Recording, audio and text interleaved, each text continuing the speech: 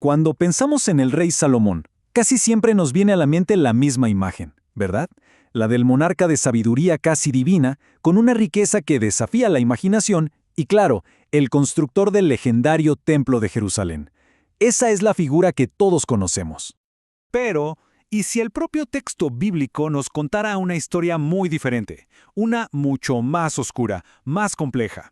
Bueno, vamos a meternos de lleno en esto porque la narrativa esconde unos giros que de verdad sorprenden. Para empezar, recordemos la versión de Postal, la que todos hemos oído. La tradición nos ha dejado historias que son ya icónicas, ¿no? Como la de su famoso juicio, donde sugiere partir a un bebé por la mitad para descubrir a la verdadera madre, o su inmensa fortuna, y por supuesto, la construcción de la casa de Yahvé.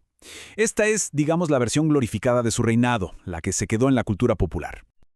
Ahora bien, para entender al Salomón de verdad, el que está más allá de la leyenda, es clave, es fundamental analizar cómo llegó al poder. Porque su ascenso, créanme, no fue un camino de rosas ni de virtud. Aquí la historia da un giro total y nos metemos en un mundo de intriga política, manipulación y una crueldad que asusta. A ver, el derecho de sucesión en aquella época era bastante claro. Adonías, por ser el hijo mayor sobreviviente del rey David, era quien debía heredar el trono. De hecho, tenía el apoyo de las figuras más poderosas y leales del reino, gente como el general Joab y el sacerdote Abiatar, hombres que habían estado al lado de David desde el principio. Entonces, la gran pregunta es, ¿cómo es que Salomón termina en el trono? Pues el texto de 1 Reyes capítulo 1 lo detalla como una auténtica conspiración. Su madre, Betsabé, y el profeta Natán se le acercan a un David que ya está viejo, moribundo, y le recuerdan una supuesta promesa de que Salomón sería rey. Y aquí está el detalle clave, lo más interesante de todo. Esa promesa no aparece en ningún relato bíblico anterior. Parece, a todas luces, una invención del momento para legitimar lo que en esencia fue un golpe de estado palaciego. Los especialistas en el tema lo ven clarísimo. La historia de cómo Salomón llega al trono no parece un recuento objetivo, para nada. Más bien, huele a una justificación escrita por sus partidarios, o sea, los que ganaron, para darle un barniz de legitimidad a un ascenso al poder que de legítimo tuvo más bien poco. ¿Y qué es lo primero que hace Salomón apenas le ponen la corona? Pues consolidar su poder de la manera más brutal que se puedan imaginar.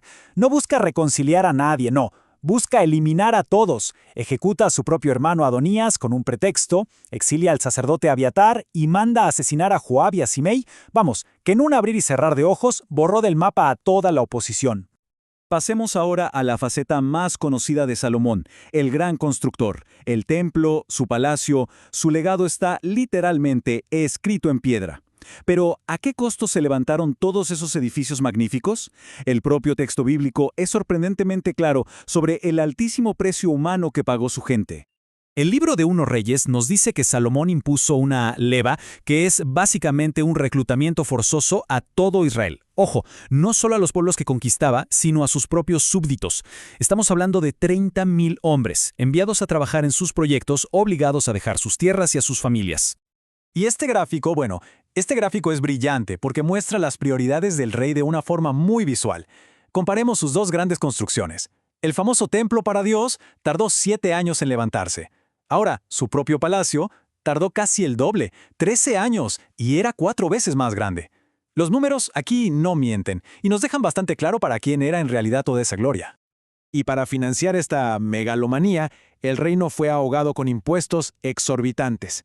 El texto menciona una cifra muy específica, 666 talentos de oro recaudados cada año. Sí, ese mismo número que siglos después se convertiría en un símbolo de tiranía y opresión, en ese momento ya representaba para la gente el peso de un yugo insoportable. Y no tenemos que imaginarnos cómo se sentía el pueblo. El texto es explícito. Apenas muere Salomón, las tribus del norte van a hablar con su hijo y heredero, Roboam, y le hacen esta súplica directa. Le piden por favor que alivie la dura servidumbre y el pesado yugo que su padre les impuso. Cuando Roboam se niega, el reino se parte en dos para siempre. O sea, la causa principal de la división fue, sin rodeos, la política opresiva de Salomón. Bien, vamos con el último pilar de la leyenda de Salomón, su piedad.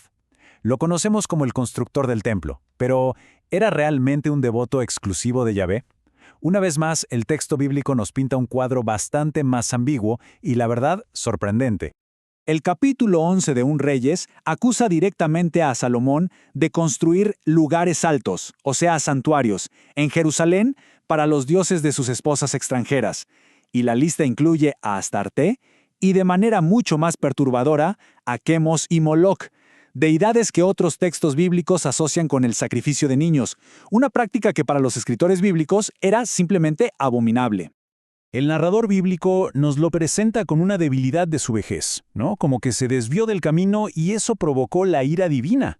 Sin embargo, si lo vemos desde una perspectiva histórica, es mucho más probable que esta tolerancia religiosa fuera una estrategia política muy pragmática. A ver, para gobernar un imperio con tantos pueblos y alianzas, era casi una necesidad reconocer y honrar a sus dioses. Y así llegamos al veredicto final. Entonces, ¿quién fue realmente Salomón?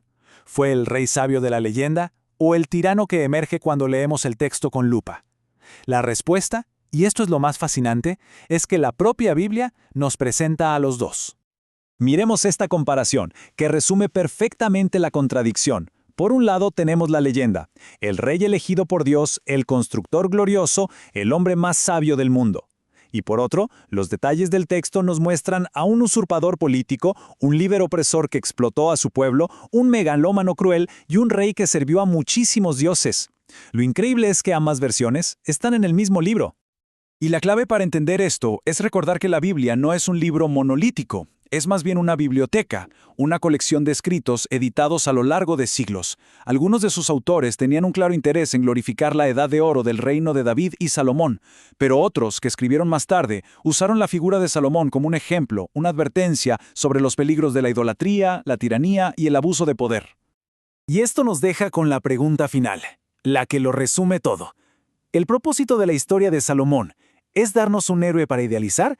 ¿O es más bien una advertencia compleja, llena de matices, sobre cómo el poder, la riqueza y la ambición pueden corromper incluso a los más sabios? El propio texto parece invitar a ambas lecturas. Esperamos que este análisis haya ofrecido una nueva forma de ver esta historia. El apoyo de la comunidad nos ayuda a seguir creando este tipo de contenido. Así que ya saben, un me gusta, un comentario con sus ideas, compartirlo, todo ayuda. Y no olviden seguirnos para no perderse los próximos análisis a fondo de esas historias que creíamos conocer. ¡Hasta la próxima!